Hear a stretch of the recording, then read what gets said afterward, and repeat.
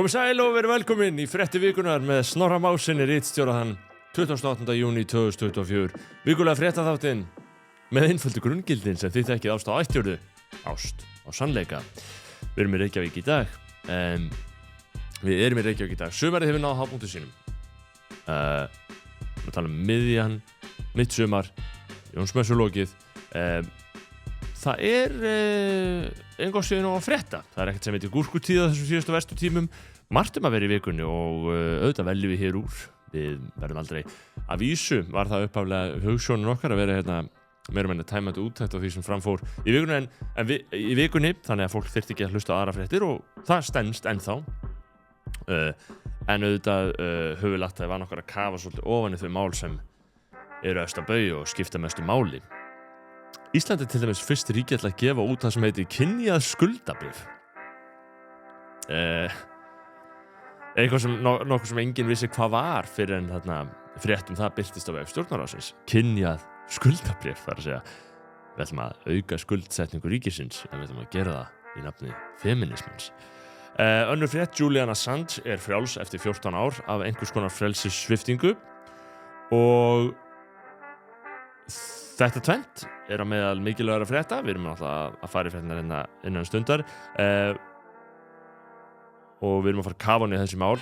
aðeins. Tölum einmitt þetta kynjaða skuldabréf, tölum meira þess að við mannin á bakvið kynjaða skuldabréf, Bjarna Herrera sjálfbærni-fræðing. Við erum að fara í mjög áhugavert viðtal við þann mann sem var að gefa út bók.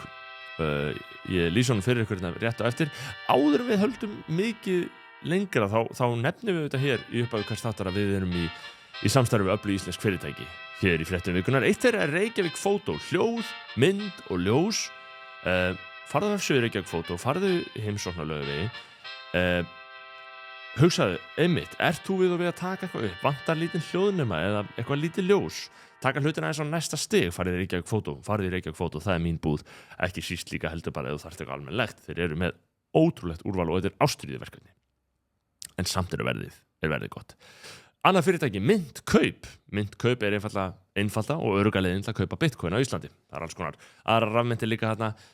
Þessi aðili vottaður á fjármálaeftirlitinu, myntkaup.is. Þar hef ég verið mjög ánægður með að versla og sýsla með mínar rafmyntir.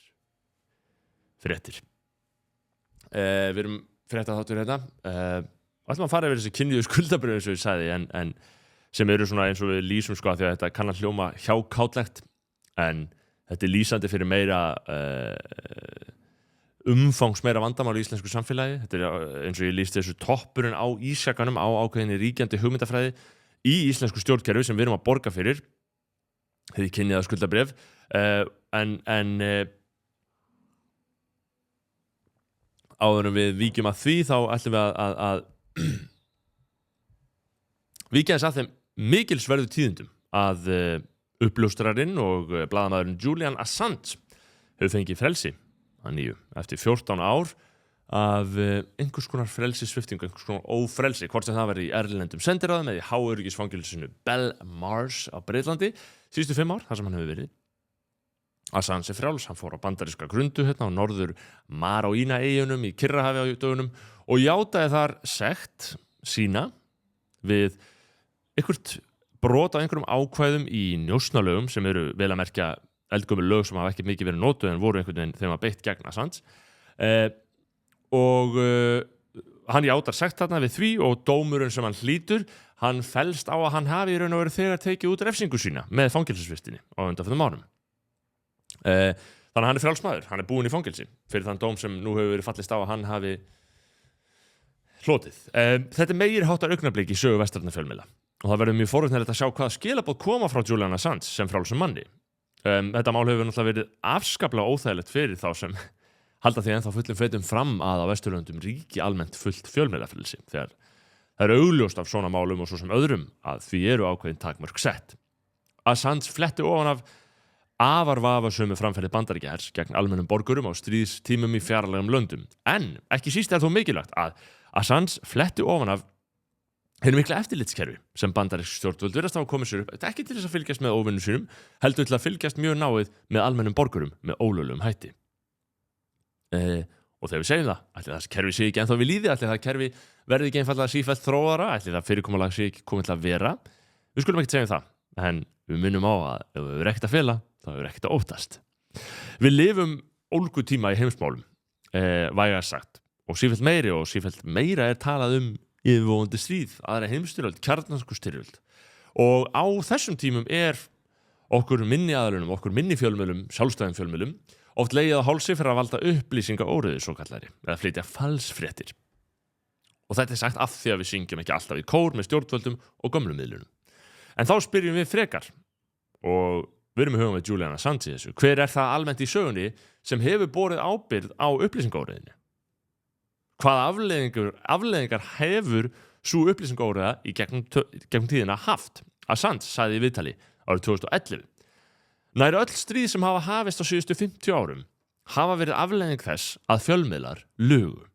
Fjölmiðlarnir hefðu getað stöðvað þetta ef þeir hefðu kafað nógu djúpt, ef þeir hefðu ekki bara endur ómað áróður í stjórnvalda, þá hefðu þeir getað stöðvað þessi stríð. Og hvað þýðir það? Spurði Julian Assange. Hann sagði, það þýðir að almenningur vill ekki stríð og það þarf að gabba hann í stríð. Almenningur fer ekki í stríð vel upplýstur og með opin augun og því geta almennilegir fjölmiðlar komið í veg fyrir stríð. Og þetta umhugsunarefni, þetta er beintilvitnun í Assange frá 2011. Og við áttum okkur á því að vissulega má ganga of langt í að afhjúpa hernaðarleyndarmál eigin ríkis. Og það þessi lína sem fólk velti fyrir sig með Assange, þótt það hafi aldrei einhvern veginn alveg verið skilst mér einhvern veginn sýnt fram á hvaða skaða hann olli til dæmis, það talaði hann hafi skaðað bandaríska hermenn og komið þeim í hættu með því að afhjúpa þessar upplýsingar sem hann gerði. Það var aldrei verið sýnt fram á það með óyggjandi hætti skilst mér, það má leiðrétta með ef það rangt. En einhver síður þá segja þetta, ég átta mig alveg á því að það má ganga of langt í að afhjúpa hernaðarleyndarmál eigin ríkis. Og sömuleiðis í sambandi við friðarpælinguna stríð að það megi aldrei vera stríð. Það eru andstæðingar þarna úti sem myndu hagnýta sér það til fulls á okkar kostnað ef við værum búin að taka þá ákvörðun endanlega að sama hvað ætlið ekki stríð. Það að segja, við getum ekki sagt bara við ætlum aldrei í stríð af því að það getur bara valdið því að þá hertekur okkur einhver. Og þá að tala okkur Vesturlund sem einingu, ef við ætlum að líta svo á við séum það allavega á þessu stímál, hver veit hvert þetta þróast. Þessi samningar eru mjög fljótandi þegar hlutinni verða virkilega ljótir, þeir eru mjög fljótandi.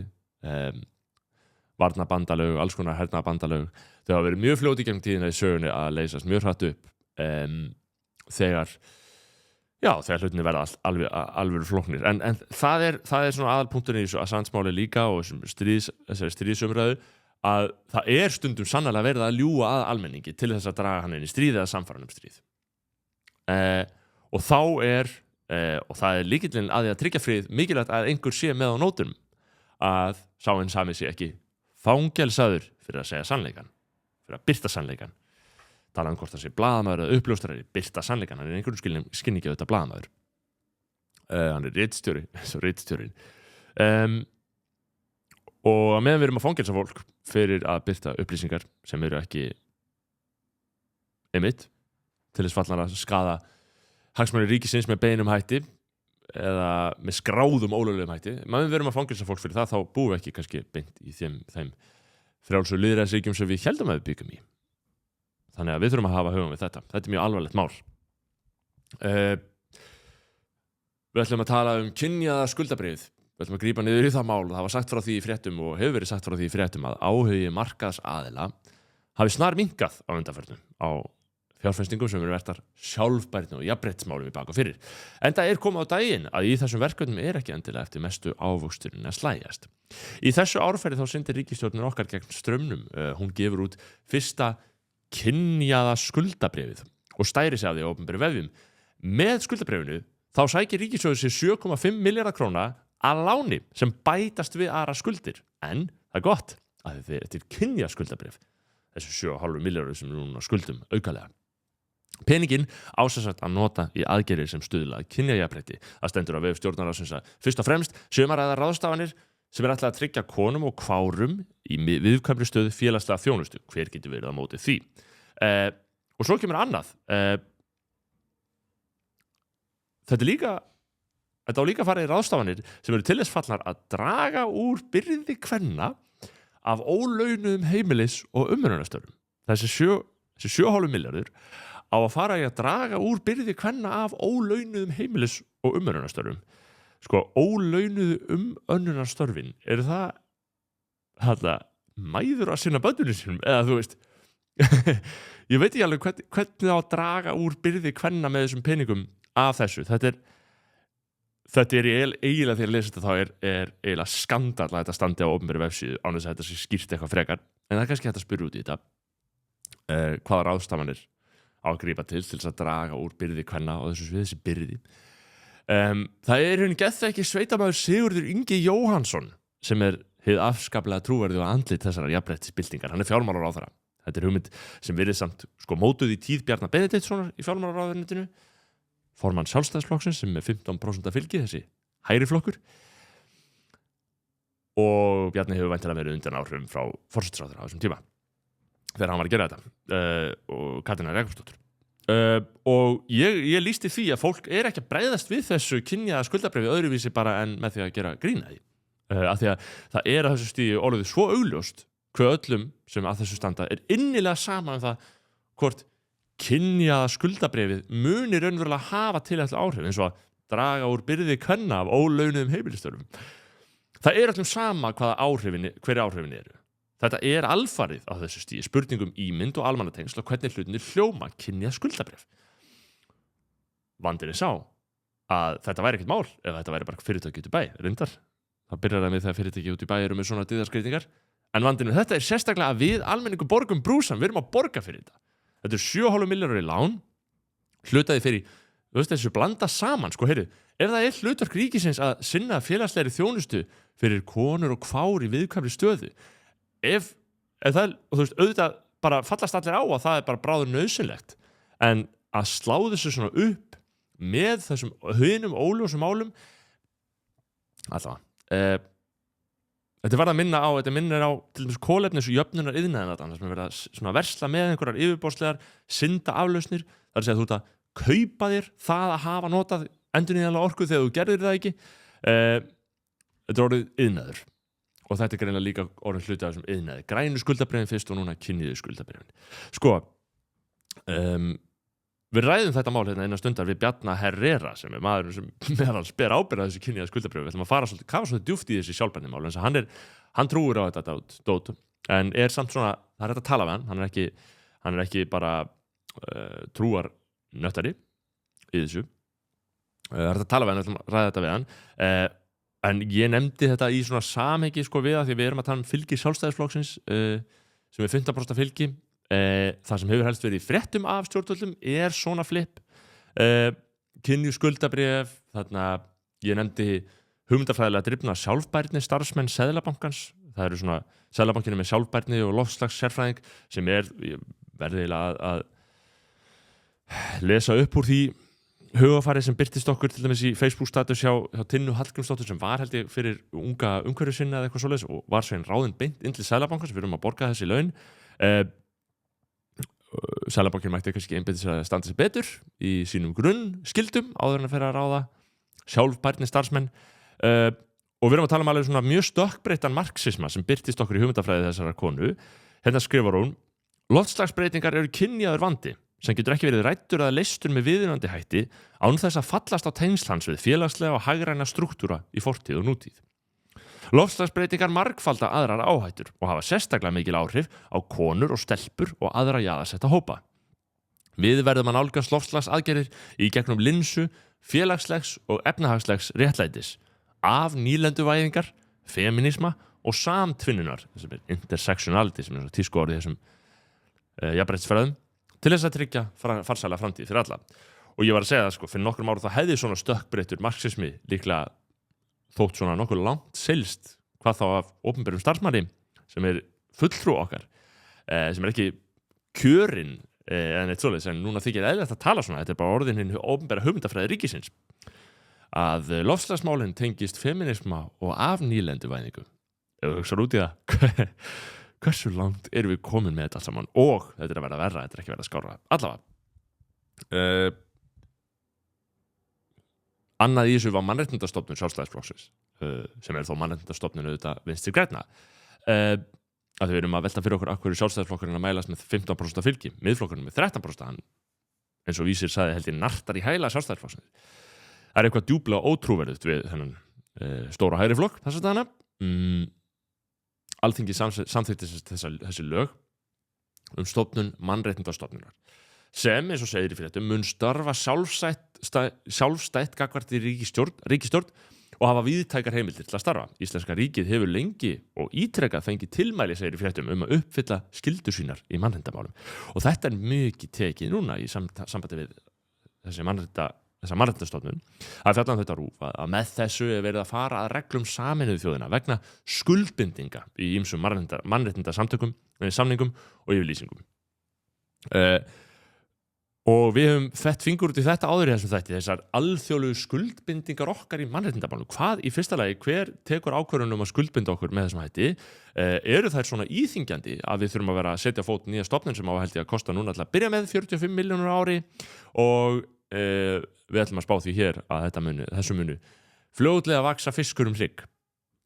Enda mikilvægt mál, mannréttinda eftirlit eins og Vinstri grænir kalla þetta.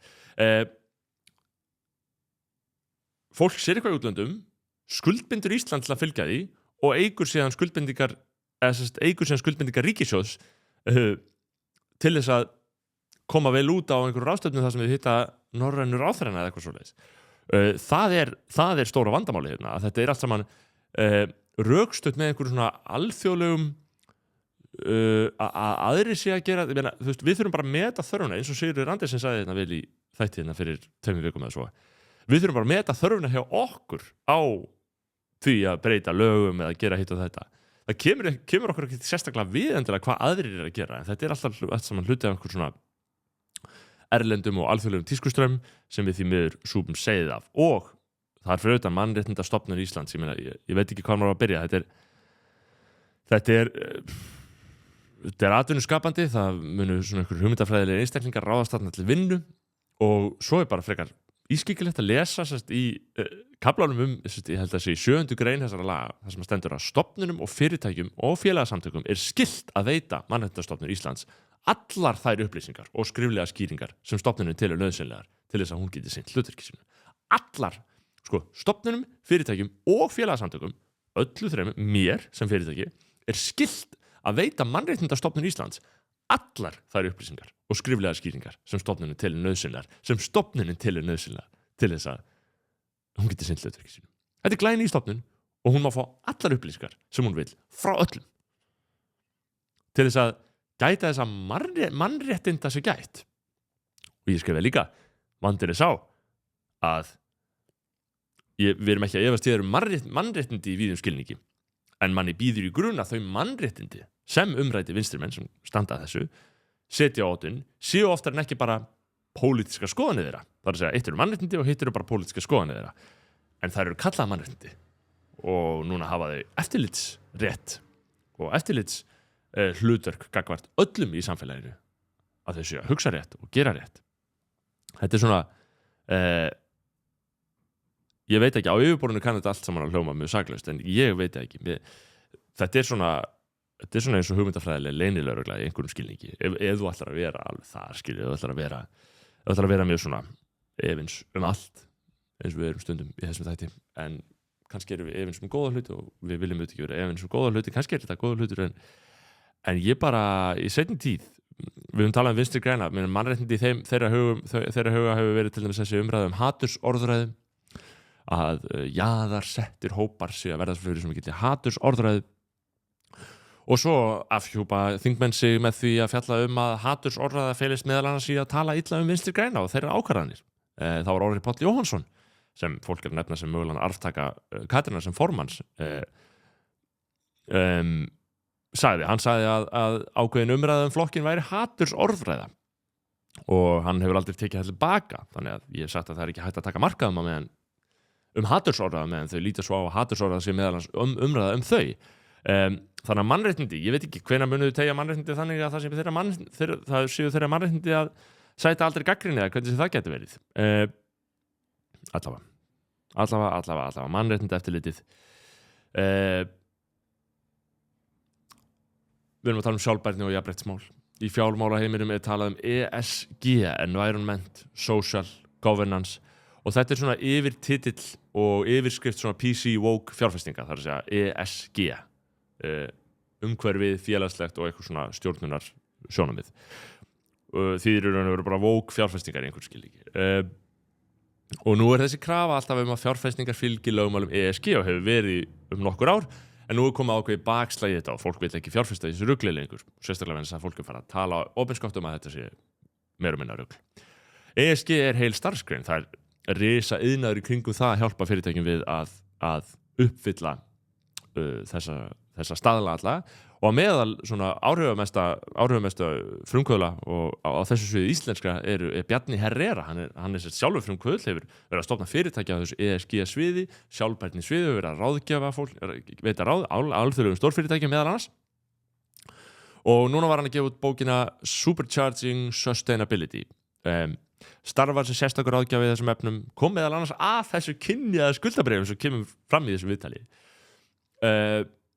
Og ég þetta gott spjall, þetta mjög áhugavert spjall. Ég að viðra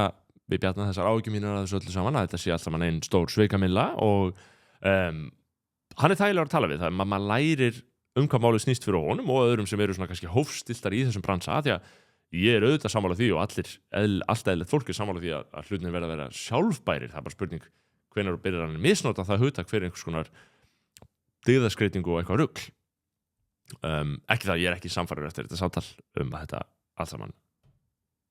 sé svona nauðsynlegt, en það margt rætt í þessu fjölbreytileikin hérna, Elon Musk, Evrópusambandið, regluvæðingin. Þetta mjög áhugavert samtal við Bjarna Herrera. Kíkjum á viðtalið.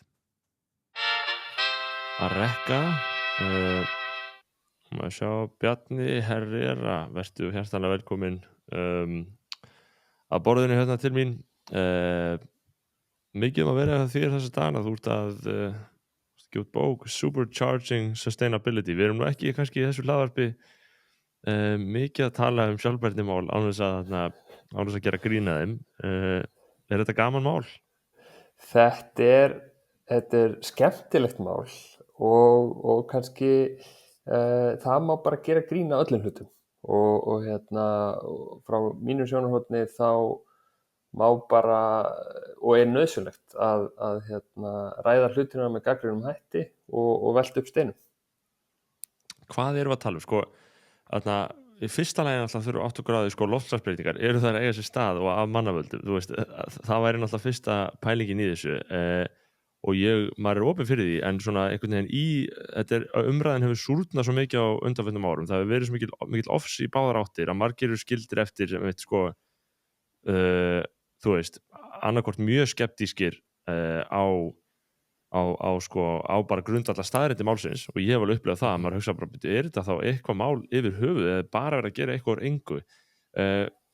Þú væntanlega ert ekki alveg þar, þú lítur svo á að það sé eitthvað úrlausnarefni sem við erum að glíma við.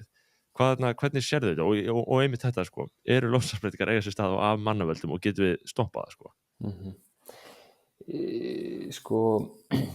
Ég svona fundamentally trúi því, og afsaka ég sletti, þú fyllir inn í íslensku orðið bara ef ég gleymið þeim, ég svona fundamentally trúi því í grunninn að við getum skapað umhverfi og ástand á jörðinni sem svona sjálfbærara, og það sem ég hef fyrir mér því auðvitað þarf ég að styðja mig við svona þessar helstu vísindarlegu rannsóknir sem hafa verið gerðar, þú veist, eins og við þekkjum IPCC sem að skoða þessi loftslagsmál, og niðurstaða þeirra alltaf svona frekar afgerandi, og það náttúrulega bara einhver hera af einhverjum vísindamönnum út allan heim sem að kemur að því,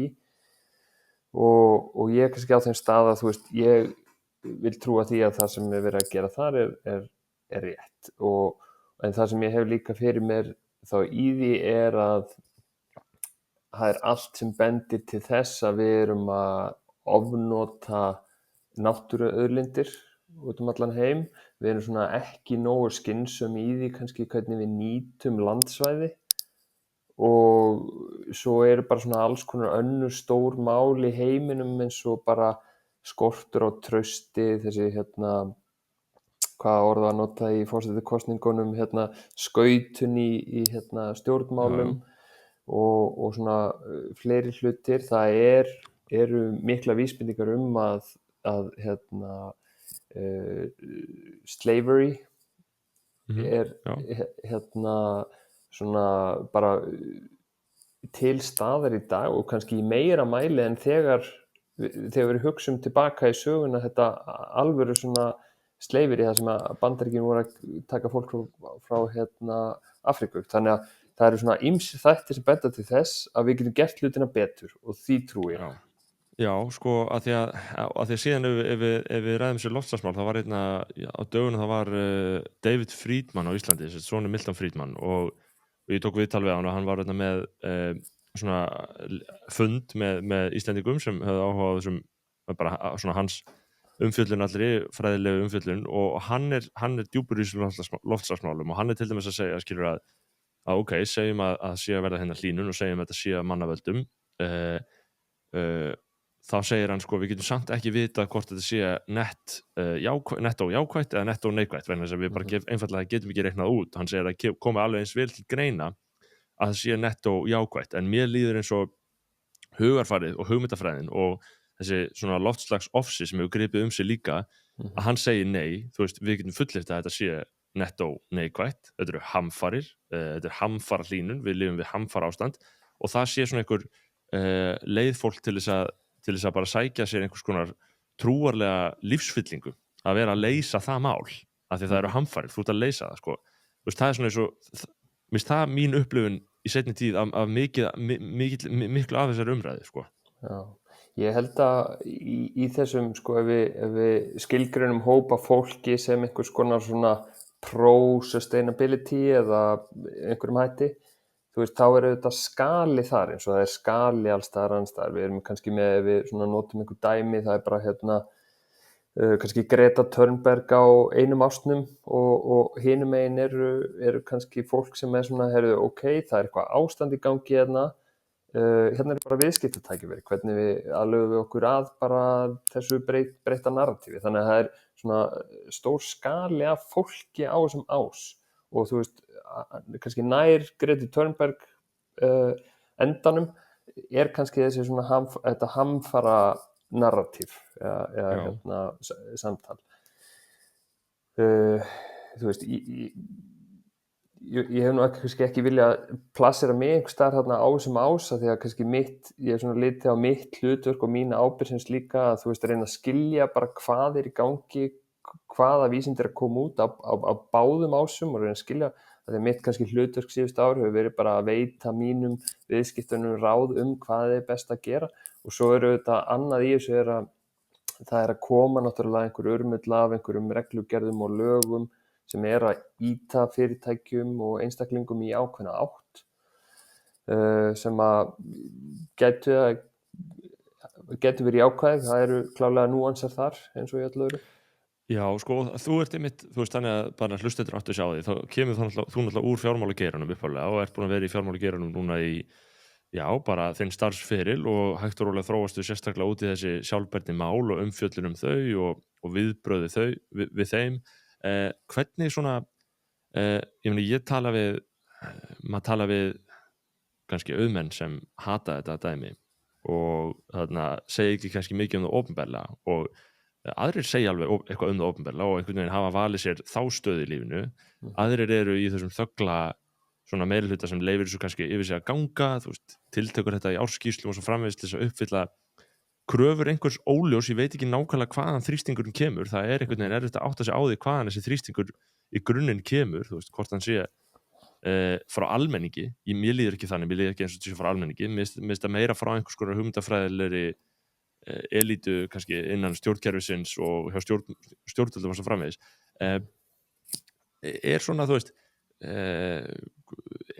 já, hvernig að vinna í kringum þetta í þessar fjármálastarfsemi?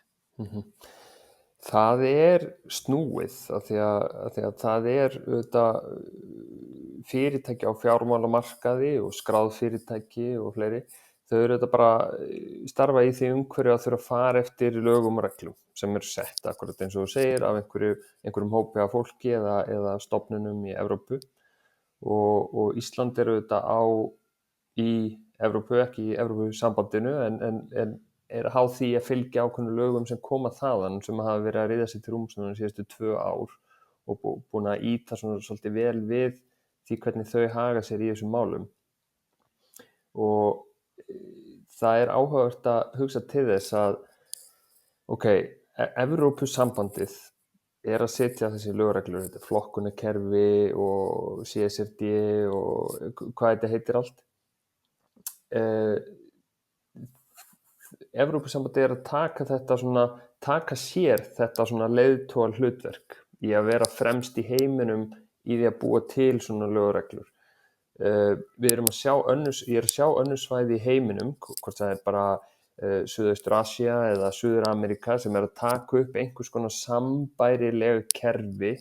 í því að flokka hvað sjálfbært, hvað ekki sjálfbært. En Evrópusambandið virðist vera að ganga lengra og svo eins og við vitum að hluti af þessum reglugerðum sem að koma að einhverjum leyti pólitísk og fólk þjóðir innan Evrópusambandsins kannski ekki alveg sammála og langur vegur í að semja sig niður á við skulum hafa þetta svona eða hinsegin. Þannig að það alveg svona núansað í sjálfu sér og maður velti fyrir sér ef ég og þú við erum svona kannski í yngri kantinum, við munum samt þessi tíma þegar við vorum yngri, þegar Ameríka var leiðtogi heimsins, bara þú veist, Bandaríkin bara einhvern veginn bara voru leiðtoginn í heiminum. Ef við hugsum leiðtoga í heiminum í dag, hver leiðtogi? Þú veist, það eru þá svona ráðandi öfl eins og Evrópusambandið, Bandaríkin, Kína, Indland, þú veist, þau eru svona öll að reyna svona að plassera sig í heiminum og Evrópa að reyna að taka sér þetta leiðtoga hlutverk í sjálfbærni heiminum og sem að getur haft jákvæðar afleiðingar, við vitum ekki bara nákvæmlega hvaða afleiðingar það hefur, en ég svona í grunninn trúi því að þetta sé byggt á réttum grunni, en svo að samaskapi verður þetta til þess að Evrópusambandið sem slíkt bara að halda áfram í að verða mjög svona reglugerða þungt og heavy og bjúrókratík og svona í stóra samhengi heimsins kannski svona ósamkeppnishæft og þetta svona torveldamörgum. Já, þetta væri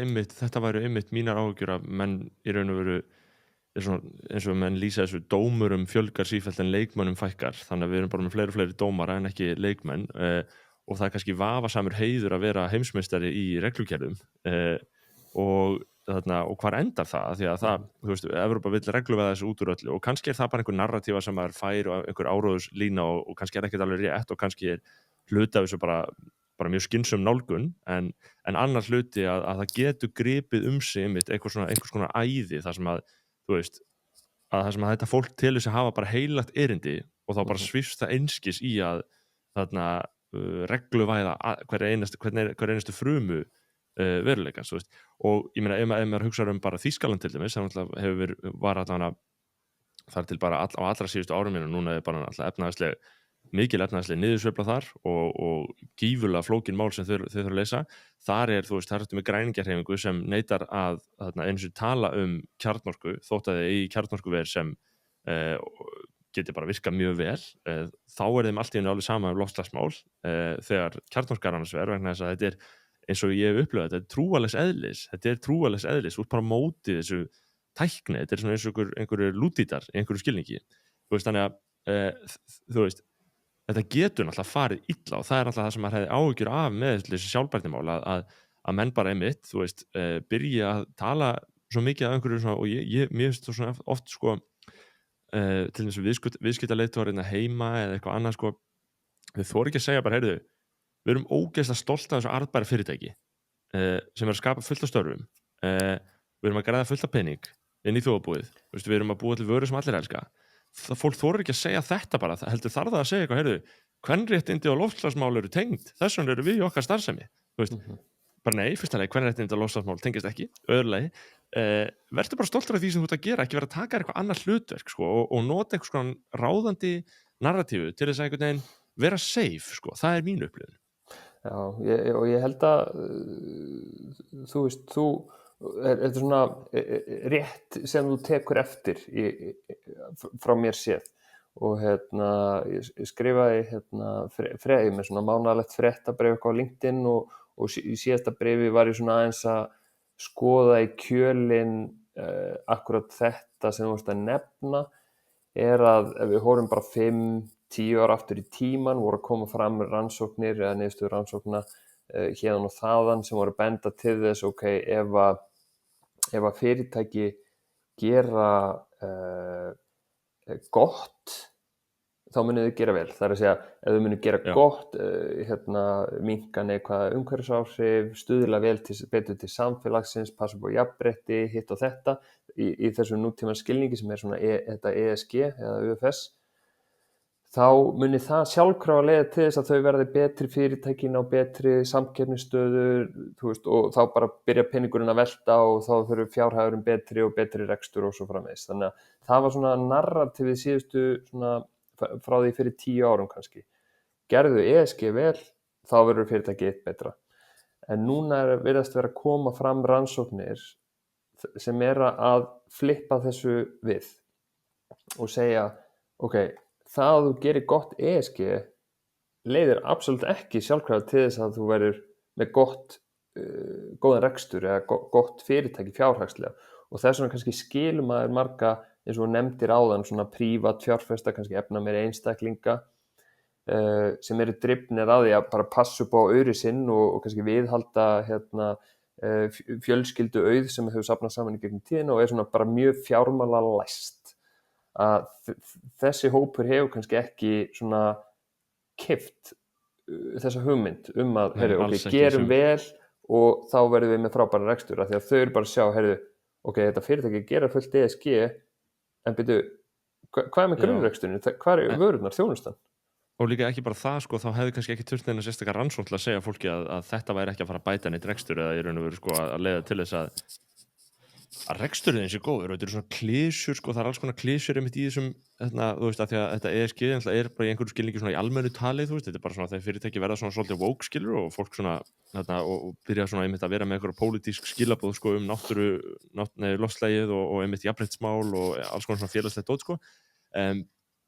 þú veist, það eru svona klísjur sem festast í þessu eins og einmitt að fjölbreytileiki styrki fyrirtæki, þú veist, þessi styrkur og ég svona, að því ég efast allt, ég veit ekki alveg hvort að fjölbreytileiki sé endilega styrkur, þú getur alveg sagt það, þú getur alveg gyrjað það, skilurðu, en ég meina kannski er líka bara styrkur að vera bara 4 nákvæmlega eins manneskjur að gera eitthvað verkefni, þá verður það aldrei að deilum neitt svona, deila með aðri, þau eru bara einbeitt sér verkefni, skilurðu, þannig að það eru klísjur í þessu líka sem festast, einmitt eins og þú segir, og byrja að vera svona, og þangað einhver byrjar að debunka þau, sem ég veit. Fréttir vikunar eru í samstarfi við öflug íslensk fyrirtæki sem fram hefur komið Þorgrímsson kíktu í Ármúla til að skoða allt vanda hægsta byggingarefnið inn á bað, inn í eldhús, inn í stofu. Þetta eru sniðu efni, sniðu panela, hagstætt, ódýrt, veisla, góða flísar, leysa málin, bókstæra ferðarna og þeir munu leysa öll þau úrlausnarefni sem hefur sérstaklega svona einmitt. Það hafa þetta svolítið gæðalegt, það hafa þetta einfalt, gott. Ef þú vilt bæta hljóðvistina einhverju rými, þá er Þorgrímsson þinn maður. Frá 1942, fólk ekkert að grínast þarna. Happy Hydrate er mín leið til þess að tryggja að ég fái sölt og steinefni. Maður í alvörunni þarf sölt og steinefni, sérstaklega ef maður er að fara í sánu, ef maður er að hreyfa sig og maður svitnar út, maður þarf að næra líkamann með þessu dóti og ég leitaði lengi að einhverju þægilegri, einfaldri, aðgengilegri leið til þess að fá þetta dót og ég fann hana loksins í Happy Hydrate. Þetta er svo góð drykkur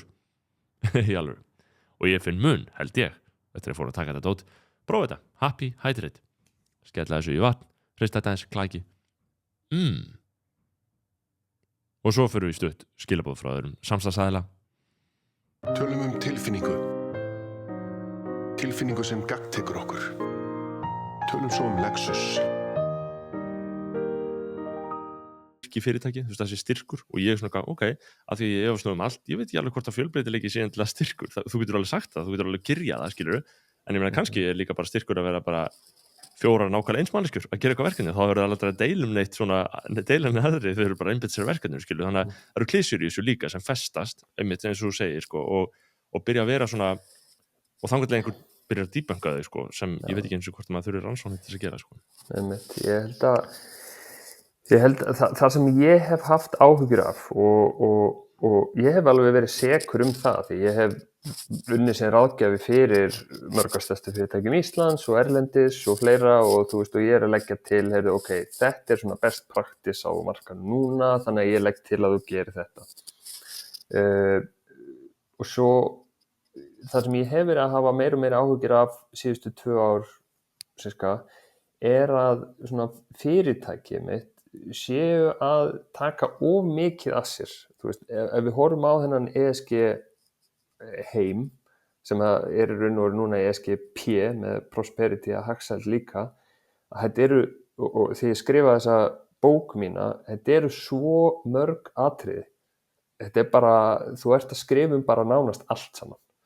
og þetta eru bara svo mörg atriði og ég velti fyrir mér bara eru fyrirtæki með nægilega margt fólk og til að veita öllum þessum þáttum athygli þannig að ég hef svona verið að færast kannski nær því að fyrirtæki þurfi að gera minna, færra, gera það betur og kannski út frá þeirri forsendur sem ég nefndi áðan að hugsa það út frá grunnrekstrinum. Bara hver mín vara, hver mín þjónusta, hvaða áhrif hefur hún út í samfélagið og bara svona það umhverfi og ekosystem og hagkerfi sem að þetta fyrirtæki í og svona vera laser fókusa þar. Reyndar ég að því þú nefndir svona fjölbreytni og annað, þá ég nú trúi ég nú því reyndar að sem að rannsóknir hafa sýnt að fjölbreyttari hópar ná betri árangri því að þú fær bara mismunandi sjónarmið og svo framvegis. Þannig að en aftur að þessum punkti, ég held að fyrirtæki gerir of mikið. Það eru 100 spurningar í því líka sko, hvað þýðir fjölbreyttur hópur sko, það fólk sem hugsar ólíkt eða sko fjölbreytt á yfirborðinu, þú veist, litarhaft og svo framvegis, það eru 100 spurningar í því og mætti örugglega kalla eftir í hvert skipt sem fólk segir sko fjölbreytileiki að spyrja hvaða fjölbreytileika ertu að tala bara til þess að vera skýr, en þarna ég held að það sé örugglega, mér finnst það hljóma allan lógískt sko, út frá mér að fyrirtæki auðvitað spyrja sig sko, hver eru mín þarna sko, hvert mitt sérsvið? Á ég að vera að fást við skilurðu, útblástur í loftslagsmálum eða það bara alveg ótengt í raun og veru öllu sem ég að gera? Mín samfélagsábyrgð kannski bara miklu frekar gagnvart einhverju sérstakri alúð gagnvart viðskiptavinum eða svo framvegis eða að hjálpa fjölskyldum þeirra eða eitthvað svoleiðis? Mér finnst þetta ESG sem náttúrulega þetta environmental, social og governance og núna einmitt prosperity og hver veit að mun örugglega bætast fleiri bókstafir við. Mér finnst þetta, þú veist, mér finnst þetta miklu meira yfirborðslegt. Mér finnst þetta vera fyrir fyrirtæki til að tjekka í einhver box sem eru fyrirfram ákveðin af einhvers konar stjórnmálastraumum, skilur við, þetta einhvers konar stjórnmálastraumar sem síðan flækjast inn í þetta og það kemur þrýstingur kannski allt í einu á lífeyrissjóðina og lífeyrissjóðirnir vilja þá leggja áherslu á þetta hjá fyrirtækjum og þá byrja fyrirtæki með eitthvað leikrit fyrir lífeyrissjóðina þegar lífeyrissjóðina fjárfesta annars ekki af því þeir eru með ráðgjafa kannski eins og þig þú veist, þannig að þú veist, mér finnst það frekar að vera bara eins og eitthvað í Sovétríkjunum þar sem það komin einhver opinber hugmyndafræði þar sem þú ert bara að uppfylla opinbera hugmyndafræði allan að nafninu til, að þetta snýst alltaf bara það að nafninu til fyrir mér eins og þetta hljóma fyrir mér sko. Þannig að ég veit ekki hvað skal segja sko,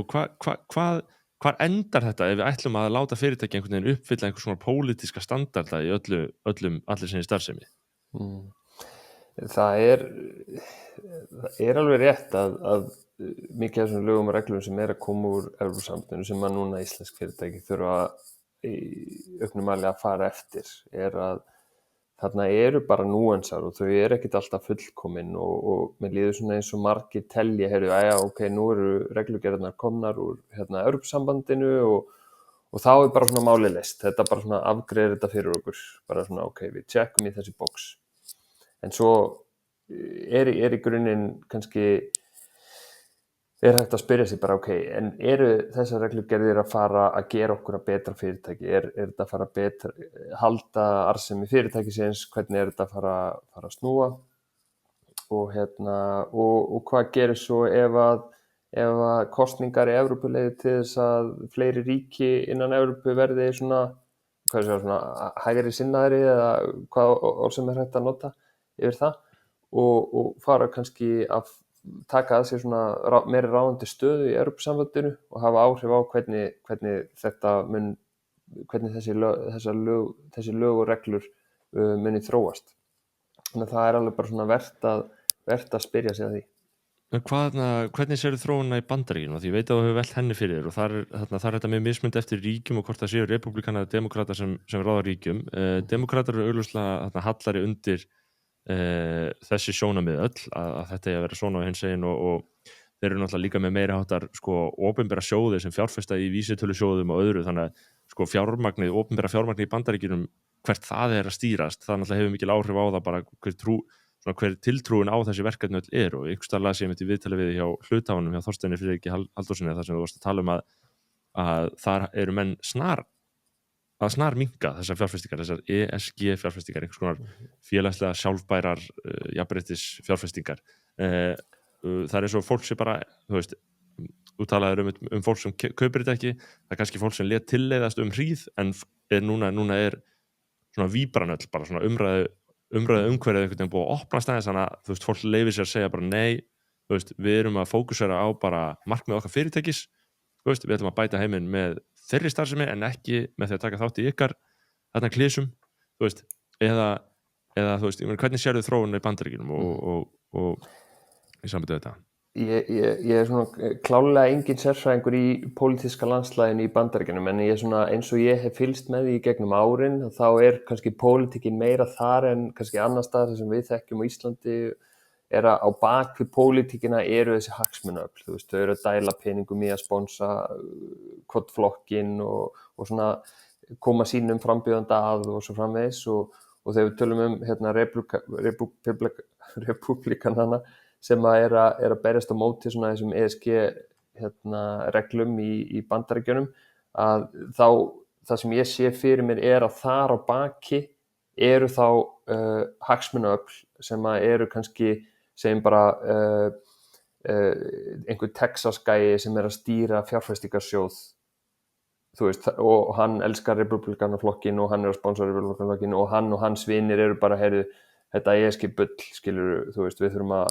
koma okkar sjónarmiðum að í gegnum flokkin okkar. Og kannski það sem að þeir hafa verið að átta sig á, og eins og ég lesi í þessa breytingu, þetta ESG bakslag í Bandaríkjunum, er að þeir hafa þá kannski auknari mæli verið að átta sig á,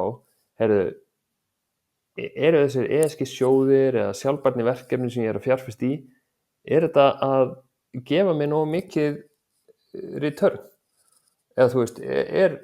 er peningur í þessu? Og það er kannski spurningin sem að verður til þess, og niðurstaðan sem þeir komast að bara, nei, kannski ekki. Bara ef ég fjárfesti í hverju sem er ekki skilgreint sem ESG, það er bara jafnvel að gefa mér betri ávöxtun. Af hverju ætti ég þá að fjárfesta í ESG? Mitt hlutverk, eina skilgreinda hlutverk, er að ná góðri ávöxtun. Og það er spurningin sem þeir eru að velta fyrir sér. Þá verða þeir pirraðir af því að þeir fá ekki nóg mikið return út úr ESG sjóðunum, eins og þessi rannsókn sem ég var að skoða þarna daginn sem er að velta því fyrir sér, það er kannski ekki jafn mikil ávöxtun út úr ESG sjóðum eða ESG verkefnum eða sjálfbærni verkefnum eins og kannski við héldum. Og það verður til þess að þetta svona bakslag sem er bara eins og ég lesi það, svona pjúra drifið af því að það er ekki nægilega mikil fjárhagslega ávöxtun á þessum verkefnum. Ég held að þetta sé ekki, ég held að þetta fólk sem ég var að lýsa, þessi Texas fjárfestingarsjóður, er ekki bara, við viljum bara mæna allt og eyðileggja náttúruna og, ég vil bara hvítt fólk út allt, skilur. Ég held að þetta sé ekki þannig aggressíft, ég held að þetta sé bara svona drifið af einhverju svona, svona rasjónal, bara fjárhagslega drifin svona skoðun. Já, og það er kannski, þá komum við líka að því að það er og var og hefur alltaf verið grunnhlutverk þeirra sem stýra sjóðum að bæta ávöxtun. Þannig að allt í einu þegar þú segir eitthvað nei, núna þarftu líka að taka með að þessum þáttum, þá þú getur byggt á til hlýðni í nokkur ár ef það er svona væpið, en síðan leið og fólk verður aðeins frjálsara þegar aðrir byrja að tala gegn þessu og það verður svona aðeins viðurkenndara að segja bara nei, við ætlum ekki að vera með þessu, skilur. Þá þá auðvitað munu þeir leita aftur í sitt upprunalega hlutverk sem er einmitt það sem þeir eru góður í, sem er að græða peninga og bæta ávöxtunum, skilur, og fara að sinna því. Og þess vegna velti ég fyrir mig sko hvort að það sé einmitt sjálfbært til lengdar að ætlast til þess að allir sé að velta fyrir sér sjálfbærnimálum í stæðan fyrir að, ég veit svo sem ekki hver ætti að velta þeim fyrir sér sko, eða hvaða miðlæga einingi er svo sem ekkert á því að það sé endilega sko verðt að gefa þá stjórnvöldum eitthvað frekar hlutverk í því, en þú veist, ég hef bara þá trú að flest mannfólk vill starfa í sko einhvers svona sjálfbæru jafnvægi bæði við samfélag sitt og umhverfið, það vill enginn rústa náttúruna ástæðulausu, það vilja allir svona finna einhverju svona góða nýtingu auðlinda og það er ógeðslega umdeilt hvað er sjálfbært að nota til dæmis, ég meina hérna bara okkar saga á Íslandi hefur bara verið deila frá upphafi um það hversu mikið við getum veitt, skilur, og það hefur bara verið síðasta öld fór bara í að velta því mjög alvarlega fyrir sér. Núna erum við í einhverju jafnvægi, en við erum svolítið ekki komin í jafnvægi, sumir segja við getum veitt miklu meira, við erum að veiða miklu minna en við gætum verið að veiða, segja margir, við erum bara ekki rannsakað við höfum ekki upplýsingar um þetta. Það er alvöru, það alvöru umræðum sjálfbærni, það alvöru umræðum sjálfbærni sem sjávarútvegurinn ætti að vera í, en ekki að reyna að minnka einhverja losun einhver nokkur grömm á skip sem er nú þegar bara frekar lítil. Og ég held akkurat sko, það sem ég hef líka haft áhyggjur af síðan, að ég nefndi áðan sko, mér finnst svona fyrirtæki kannski vera fókus á of mikið og ef við hugsum bara okkar hagkerfi eða samfélag, við erum kannski, þú veist, það sem ég veist alltaf vanta í heiminum og í umræði kringum sjálfbærni er svona þessi greining á hvað mun skila langsamlega bestum árangri. Þú veist, bara við fjárfestum 1000 kalli hér, hvað skilar þessi 1000 kalli tilbaka og bera saman þá einhver verkefni, ok, við fjárfestum 1000 kalli í öllum þessum verkefnum, hver er þá munurinn á ábatanum til lengri tíma og velja þá verkefni eða velja þá fókus sem að skila mestum árangri. Það er kannski það sem ég hef haft mest áhyggjur og sérstaklega talandi um Ísland að það er bara þannig að við erum mjög fá og við eigum bara nú þegar, ég meina það hefur alltaf verið lágt atvinnuleysi og örugglega mjög tiltölulega lágt núna, þannig að við einstaklingar sem erum á vinnumarkaði eigum bara í fullt í fangi með að ráða við þau verkefni sem við erum með, þannig að hvernig getum við svona, ég man ekki íslensku orðið, svona optimiserað það hvert athygli okkar beinist og sjá til þess að við náum miklum árangri þar sem að við veljum að drepa niður fæti. En líka aftur bara að þessum punkti með Texas fjárfestinga stjóran áðan. Ég held líka að sama skapi þó að hann og fleiri séu drifnir að því, ok, það er ekki nógu mikil fjárhagsleg ávöxtun, þá held ég samt að fjármálakerfið sé að átta sig á því að það er ekki bara hægt að hugsa þannig. Það er, ef að allar þessar rannsóknir, IPCC og Planetary Boundaries og allt þetta, að við séum komin svona út fyrir einhvern endimörk, að það er ennþá töluvert áhættum til staðar og það þarf að fjárfesta í ákveðnum verkefnum. En bara vandamáli sem við stöndum frammi fyrir núna það þarf að setja ótrúlega mikið fjármagn í að svona eins og öll þessi orkuskipti í heiminum,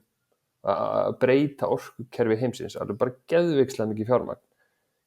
Þú veist, mun það fjármagn pottet skila fjárhagslegri ávöxtun, það er svona, við vitum það ekki. Ég meina, ert þú ekki að tala um þetta í þessari færslu sem ég var að lesa frá þér, ert ekki að tala um að þú veist, útreikna kostnaður á því að fara í þessi orkuskipti og þessar, meintu nauðsynlegu loftslagsaðgerðir sé bara einhvers konar stjarnfræðilegar, hvað er það, 178 triljarðar dollara, þú veist, á heildina litið, sko, þú veist, sé bara einhverja fjárhæðir sem eru bara alveg gigantískar og á sama tíma er eins og menn sé að missa salin, að fólk er hætt að trúa að þetta sé yfirleitt vandamál, sko, þetta er svona svolítil klípa fyrir loftslags sinna, skilur við. Þetta er það, ég er sammála því og rétt talan sem þú nefndir, þetta er samkvæmt því sem ég skoði, 178 trilljónir sem að kostar að fjármagna eða 275 trilljónir sem að kostar að fjármagna þessi kolefnishlutleysi í heiminum og við erum það er eitthvað svona mikið, við erum hér núna, gatið er rosalegt og aftur, rétt sem þú bendir á, það eru bara fjárfestar, ég meina hvað er stærsta fjármálaafl í heiminum, sennilega Bandaríkin, þetta hafa alltaf verið stærstu fjárfestar út allt og mestur peningur einhvern veginn í því hagkerfi og þeir eru einhvern veginn af einhverjum ástæðum að missa trúna, þannig að þú veist, þá er ég að spyrja mig bara, heyrðu, ok, ef að þetta er staða núna, hver ætlar þá og hvernig ætlum við þá að fjármagna sjálfbæra framtíð, hvernig sem að þú veist, hún er þá skilgreind, það er margar leiðir til að skilgreina, þannig að það er stóra verkefni, það er bara risastórt gat og stóra spurningin er hvernig ætlum við að fjármagna. Já, og svo fer þetta, þú veist, eins og ég segi, við tölum, við getum talað hérna abstrakt nótum um það, hver ætlar að fjármagna þetta, hvað við ætlum að gera og svo framvegis og hvað væri æskilegt. Og síðan kemur, þú veist, ég man hérna árið þá að vera að fjalla hvort það hafi ekki verið einhvers konar nýtt kerfi sem Evrópusambandið var að stilla upp til þess að í raun og veru reyna að draga úr eldsneytislosun eða notkun flugfélaga og þá átti að setja eitthvað sérstök gjöld á flugfélag. Og þú veist, þá kemur strax viðbragð frá íslensku stjórnmálamönnum, bara þið ekki að fara að granda okkar flugfélögum með einhverju svona reglugerð. Flugfélögin berjast mjög hart gegn þessu og Íslendingar báðu allan frest ef ekki einhvern fyrirvara á þessu. Þú veist, þannig að þar fór öll loftslagshugsjónin leið og hagsmunirnir og orðnir bara mjög veraldlegir, mjög augljósir og mjög aðgengilegir og mjög svona tilfinnanlegir fyrir alla Íslendinga. Þá er engin stjórnmálamaður að fara að segja, þú veist, það er mjög auðvelt fyrir hann að segja einmitt, þú veist, já, loftslagsmál og kvenréttindi, þú veist, fínt, mjög auðvelt að segja þetta, en síðan auðljóslega stjórnmálamaður sem vill ná kjöri aftur hlýtur að nálgast þessi mál eins og sjóðstjórinn í Texas, þetta er bara alvöru hagsmunir, alvöru kjósenda, þú veist, við erum ekki að fara að út af einhverju dropa í hafið sem okkar framlag getur verið að bara virkilega skaða íslenska rekstur. Já, það er klárlega svona challenge í þessum sjálfbærni heimi aftur. Ég ætla að koma svolítið aftur á þessum punkti sem ég nefndi áðan að þetta eru svo mörg mál, þetta eru svo mörg atriði sem ná einhvern veginn yfir allt samfélagið og bara síðustu ári erum við bara búin að vera að læra líka hvaða áhrif ákveðnar aðgerðir hafa og svo er þetta alveg rétt, ég meina það er svona þekkt hugtak í þessum sjálfbærni heimi, not in my backyard. Þú veist, fólk vill ekki að hafa eitthvað neikvætt í garðinum hjá sér, fólk er að passa upp á sína hagsmuni og vill frekar útvista þeim eitthvað annað þar sem að þeir sér það bara ekki. Já. Þannig að þetta er flókið og þegar þetta fer að hafa raunverulega áhrif á daglegt líf fólks og einstaklinga og samfélag og akkurat það sem að kjósendur viðkomandi pólitíkuslega eru til staðar. Þetta er líka mikið umræður núna á Íslandi, ég held að það séu núna búin að fréttir að running tide, það er farið að hausinn, það er einhvern veginn misfarist alveg að koma því á legg og hvort þetta hafi allt saman verið bara léleg hugmynd, ég get ekki alveg áttað mig á því sko, þetta hljómaði eins og góð hugmynd sko, en einhvern veginn fór þetta forgörðum, öll svona atvik náttúrulega gera áfram það sem ég er að tala að fólk er þetta bara einhver skilur, er þetta einhver svikamilla sko, það er mín tilfinning oft sko, mér finnst þetta oft vera það sko, þannig að sömuleiðis er allir að velta fyrir sér kynjaða skuldabréfinu núna sem var verið að gefa út og það sem ég var að skrifa er að það getur enginn gert neitt nema bara hlegið að þessu kynjaða skuldabréfi af því að það er svo augljóst Sigurður Ingi, sveitamaður að gefa út kynjaða skuldabréf til þess að stuðla sjálfbærni í félagslegum atriðum og kvenréttindum og eitthvað svona og það er 3,5% vextir á skuldabréfinu skilur og svo er fólk eitthvað ég ætla að sætta mig við þegar fjárfestar kaupa svona skuldabréf skilur þá eru þið náttúrulega að hugsa ávöxtun og þú ert að fjalla með þetta grínium skilur þú veist þetta er það sama á græn skuldabréf skilur þetta er eitthvað svona þetta verður notað í eitthvað svona skem og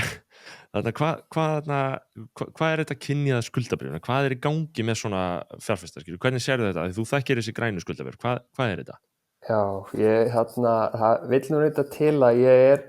ákveðið konfliktaður í þessu máli af því að ég var sem sagt framkvæmdastjóri hjá norsku félagi sem að hefur þá hlutverk að vera það sem heitir second opinion provider eða svona staðfestingaraðili eða verification aðili og ég var sem sagt framkvæmdastjóri þess félags þegar það vann með íslenska ríkinu í þessu gender máli, þannig að ég Þannig að þú getur ekki tjáð þig mikið. Ég get ekki tjáð mig spesifískt En getur lýst í almennt sko hver hugsunin með svona skuldabrifum, þú veist hvað þarna, og af hverju, þú veist, af hverju sérstakt skuldabrif, af hverju er ekki bara stjórnvöld að skilurðu að stúsast í þessum verkefnum, ég meina, þú veist, eins og sé, sitt sýnist hverjum það, og svo bara gefa þau út einhvers konar skuldabrif þar sem að markaðsaðilar bara kaupa þau ef þeim lýst svo á. Já. Það er líka bara mjög valid spurning og grunnhugsunin í þessum svona labeled instruments eða svona þessum merk, hvort sem það er grænt, blátt, félagslegt eða núna í þessu skilningi gender hjá Íslenska ríkinu sem er stundum skilgreint sem appelsínugult, grunnhugsunin þar er að svona hvað ég segja, nú veit ég ekki íslensku orði, ringfensa, þú veist, taka verkefni sem eru innan eyrnamerkja, ákveðin verkefni, ákveðin fjármögnun. Þannig að eins og ég skil bara fréttatilkynningu sem kom út varðandi þetta skuldabréf, það var einn ákveðin fjárfestir sem að greinilega vildi fjármagna nákvæmlega þessi verkefni. Og þannig að fjármagna var þá til,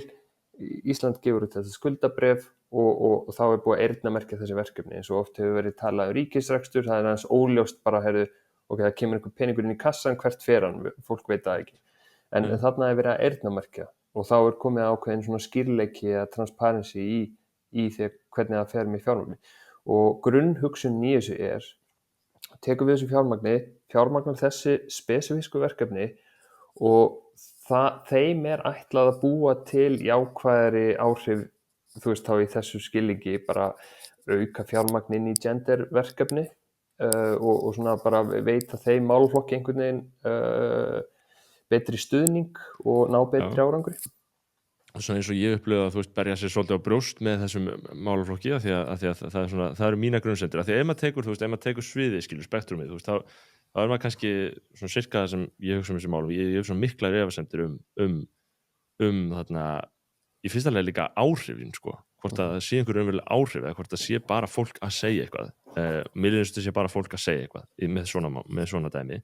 og kannski er það bara rangt, ég er alveg tilbúin að fallast á að það geti verið rangt, sko, en það er mín svona grunntilfinning og margra sem er að pæla í þessum málum og er að fylgjast með hvernig ríkið er að hreyfa sig í þessum sjálfbærtum málum, hafa bara þessi tilfinning að þetta sé falskt, ok, og síðan ertu með spektrumið bara true believer, bara, þú veist, bara virkilega, þú veist, við erum að gera gott hérna í heiminum og vakna hverjum degi og fara niður í þarna ráðuneyti og bara breyta heiminum og bjarga heiminum með það að gefa út einhver kynju skuldabréf og síðan ertu með, þú veist, kannski mannins og þig sem ert þarna að fara bil beggja, ert þarna í miðjunni að reyna að sætta ólík sjónarmið, þú veist, er það svo þá að þú lítið svo á kannski að þitt hlutverk hafi aldrei verið mikilvægara á þessu síðustu og verstu tímum, þar sem allir orðnir brjálæðir út í hver annan, skilur þú veist, og get ekki komist að neinu, þú veist, og bara lifa eiginlega ólíkum veruleika, sko, því að eins og ég segi þetta, þú veist, ef við tölum þessa ólíku veruleika sem fólk lifir í, skilur, þú veist, þá fær fólk þessa frétt með kynja skuldabréf, þarna hópurinn eins og allir fann að Bjarka sem var að lýsa, þú veist, þetta er svo fyrirsjáanlega viðbröð alltaf núna orðið, skilur, þetta er bara þarna, einn hópurinn er bara, veist alveg hvernig hann er að fara að bregðast við, svo er hinn, þú veist, ég held að bara þegi þunur hljóðu á X þessa dagana, en þess að þarna, já, maður heyrir þarna ekki mikið frá þeim, sko, en þeir eru svona alltaf ána með þetta og svo er það fólk eins og þú í miðinni, sko. Já, ég viðurkenni það, ég mista eins þráðin á X svona síðustu 2 árin en svona að reyna að koma inn í það umhverju aftur og svona að reyna svona tala þá hluti sem ég er að vinna að en hef akkur að tekið eftir því í síðustu vikur að svona neikvæðri hliðin sem þú ert að lýsa er mun háarari þar núna heldur en kannski þeir sem eru jákvæðari og ég lít klálega á það sem mitt hlutverk að reyna að skilja hvert landslagið er að fara, þú veist, mitt hlutverk er að hjálpa fólki og reyna að hjálpa, veita því sem besta ráðleggingar í raun og þess vegna verði ég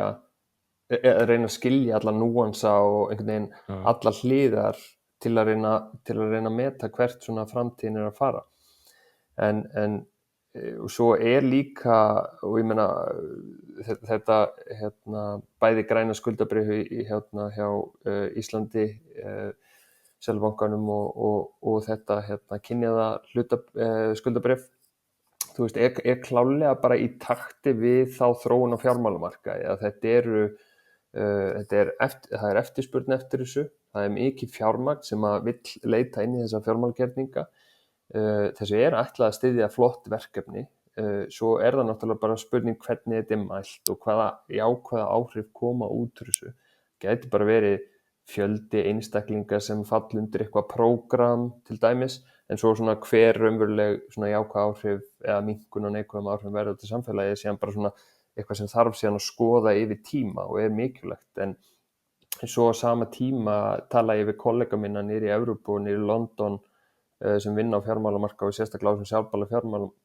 sjálfbæra fjármálamarkaði. Þeir eru líka bara svona að velta fyrir sér, alveg eins og við vorum að tala það sem snýr að fyrirtækjum, bara það er ekki nóg að gera eitthvað flott ESG, þú verður að hugsa grunnreksturinn og vörur og þjónustu, að fólk er líka að velta fyrir sér þessum fjármálagerningum, grænu, félagslegu, öllum þessum, og er bara að velta þeirri spurningu upp núna, hver eru svona heildari jákvæða áhrifin af þessu? Það er að segja, ef að allir þessi fjármálagerningar væru ekki til staðar, hvað þá? Þú veist, myndi þessi verkefni ekki verða veruleika, eða hvað er svona þessi additionality, eða hver er svona þessi ekstra ábati af þessum lituðu fjármálagerningum? Og það er bara svona gagnrýnin spurning sem að fólk sem er mjög hátt sett hjá stórum greiningafyrirtækjum út í heimi er að velta fyrir sér. Já, ég sko, eins og ég fyrir nokkrum árum þá var ég miklu meira on board sko, en svona seinni tíð þá finnst mér þetta að vera það sem menn kalla dyggðaskreitingu oft og fyrirtæki að reyna að bjarga sér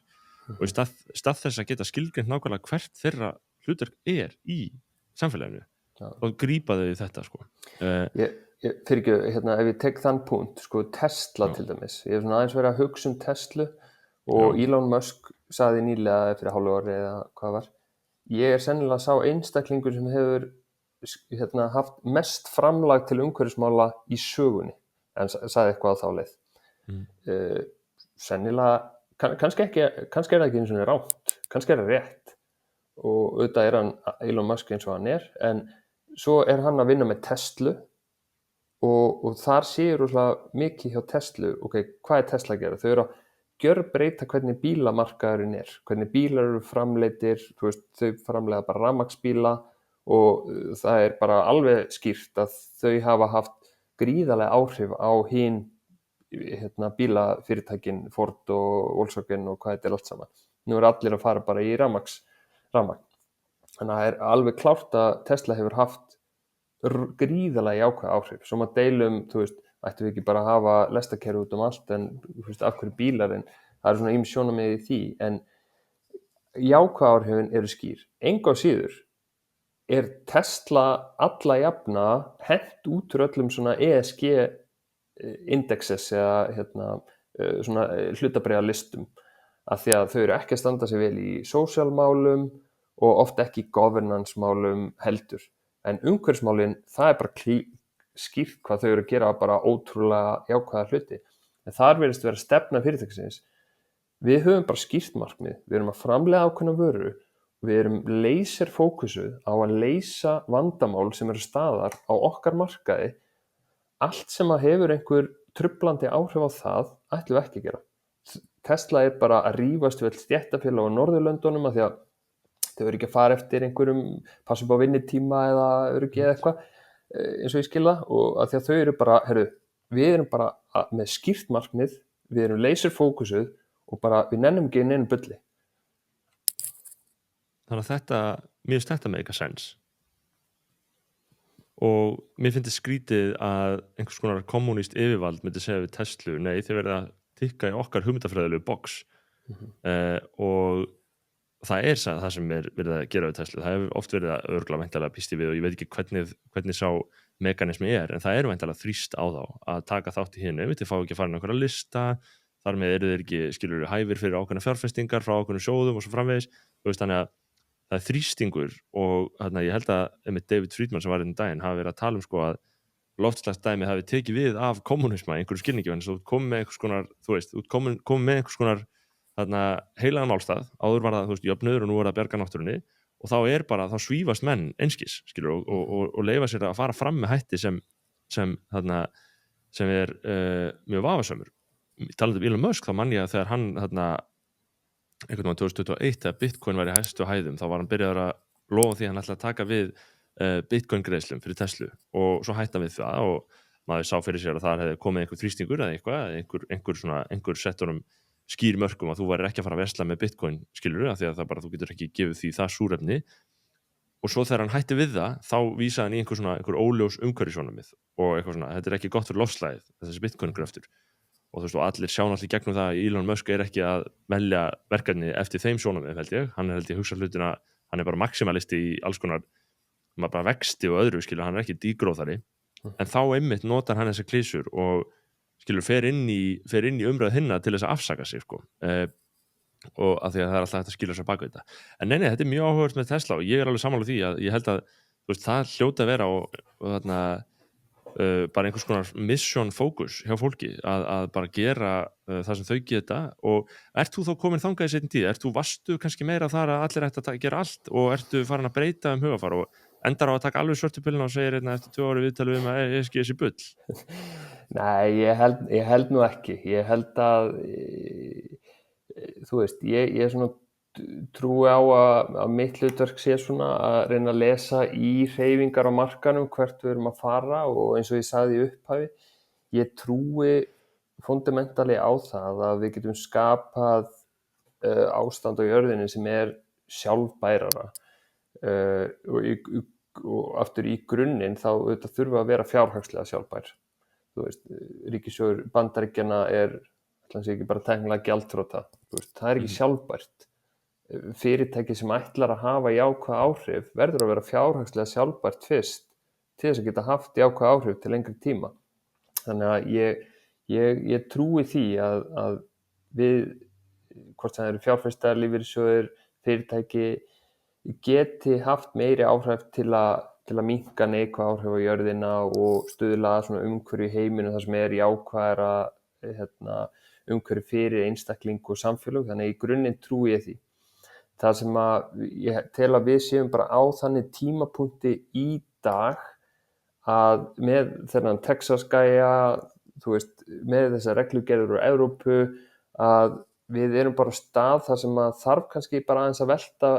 upp steinum, bara hvert erum við að fara og hvernig náum við því. Eins og við nefndum, þessi fjármögnunar þörf til að fjármagna sjálfbæra framtíð gigantísk. Ef við hugsum bara raunsætt í dag, erum við að fara að ná því? Kannski ekki, þú veist. En þá bara hugsunin, ok,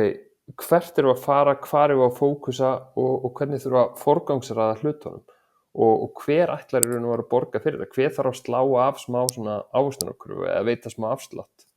Það stóra spurningin. Já, og þarna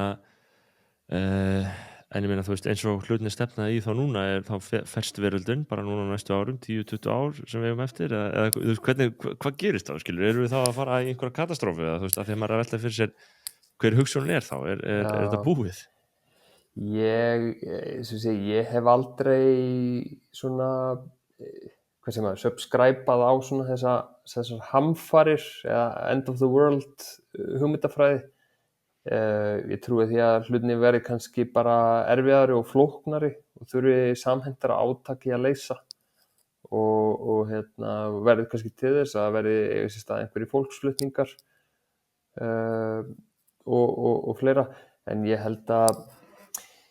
þetta bara stórt verkefni og mörg stór verkefni sem þarf einhvern veginn að leysa á sama tíma og ég held að við séum svona á þeirri vegferð. Einmitt, sko, já, þetta er mjög áhugavert að tala við, Bjarni. Við erum búin að fara ansi vel yfir sviðið í þessu. Það er spurning, erum við að gleyma einhverju í sambandi við þetta? Ég meina, ég vona að ég sé ekki búin að vera of leiðilegu við þig. Ég meina, ég held að business er business og menn eru, þú veist, ég meina, þú ert með þínu dæmi að svara ákveðinni þörf sem er bara ráðgjöf og þekking á því hvernig er æskilegt að nálgast þessi mál og eins og segi, ég held að það sé örugglega ekki gott fyrir fólk að ráða sko einhverja ofstækismenn í að ráðgefa sér í það, heldur frekar fólk sem skilur hvað getur virkað, skilur og ef ég væri milljarðarmæringur og væri að reka milljarðarfyrirtæki þá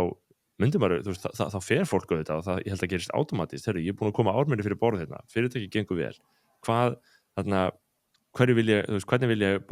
gefa aftur til samfélagsins, ég held að allir, þú veist, allir heilbrigðir einstaklingar hugsa það vill enginn, þú veist, rétt eins og þú veist, það er talað um alla þessa milljarðarmæringa og 2 milljarðarmæringa og það er talað illa um þá af því að það er svona einhvers konar ráðandi siðferði í okkar hugmyndafræði að það sé, þú veist, að ríkur saman sem vont, valdamikill saman sem vont og svo framvegis, þannig að fólk hefur grunnsemdir og tortryggni gagnvart þessu, þegar í raun og veru sko, heyrðu, þú veist, hvað er hann með mikið lausafé, þessi milljarðarmæringur, hann er kannski með allt féð sitt bundið í einhverjum rekstri og fyrirtækjum og fjárfestingu, það er ekki eins og hann sé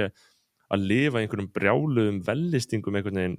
fyrir peningana sakir, ef við tölum eins og Elon Musk, skilji, ég held að hann sé alltaf selja til húsin sín, bara að fjárfesta þessu áfram í einhver verkefni sem hann hefur trú á, skilur þú veist, þannig að þú veist, eins og ég segi, þess vegna ég held að sé í eðli fólks að hugsa bara, heyrðu, mér langar bara að gera gott, sko, þannig að, en ég hef haft efasemdir að þessi skrýtna hugmyndafræði á þessum skrýtnu alþjóðlegu ráðstefnum, þar sem allir að syngja í kór og byrja að segja sömu klísurnar, veist, Katrín Jakobsdóttir, hún fór rosalega með þessar klísur alltaf aftur og aftur fannst mér og ég þekki það vel eins og ég tók ítrekka viðtöl við hana aftur og aftur alls konar svona mál og það var alltaf, veist, þetta er svona endurtekningasamt og verður klísugjarnt fyrir manni og veist, þannig að þetta er skrítið málflokkur. Hann er það alveg og það sem að gera hann skrítinn og erfiðan er akkurat þessi punktur að það er svo rosalega margt sem hann coverar. Þetta eru bara öll þessi umhverfismál, hvort sem er náttúran eða loftslagsbreytingar og sósíalmál, hvort sem eru mannréttindi, fjölbreytni, heilsa og velíðan og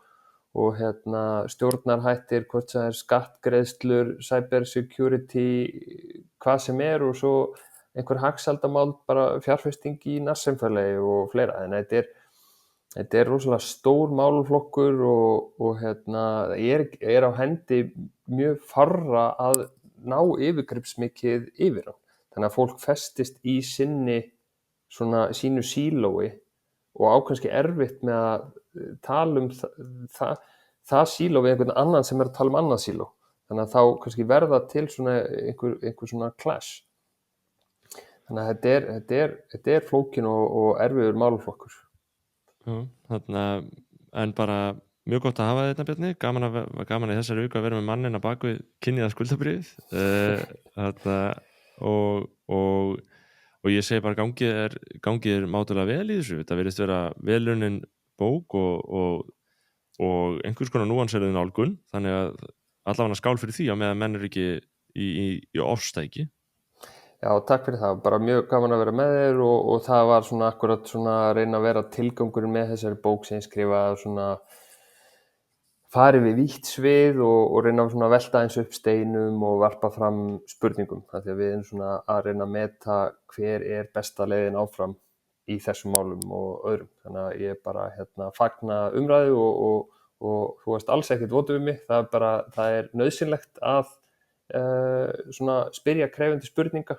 af því að það þurfa bara að vera góð svör við því og það er allt í lagi að takast á málin. Takk fyrir þetta, Bjarni, og segjum þetta gott í bili. Takk fyrir. Svo mörg voru þau orð, Bjarni Herrera, sjálfbærni, ráðgjafi og rithöfundur. Við komumst ekki lengra með þetta að sinni í fréttum vikunar. Við sjáumst hér aftur á vikuliðinni. Ég minni á samstarfsaðila ritstjórans Þótt Þorgrímsson, Mynd Kaup, Happy Hydrate og Reykjavík Fótó. Ég minni einnig á kjörorð fréttaþáttarins sem þið ættu að þekkja. Ást á ættjörðu, ást á sannleika, að öðru leyti bið ég að heilsa heim og ég bið Guð að blessa ykkur.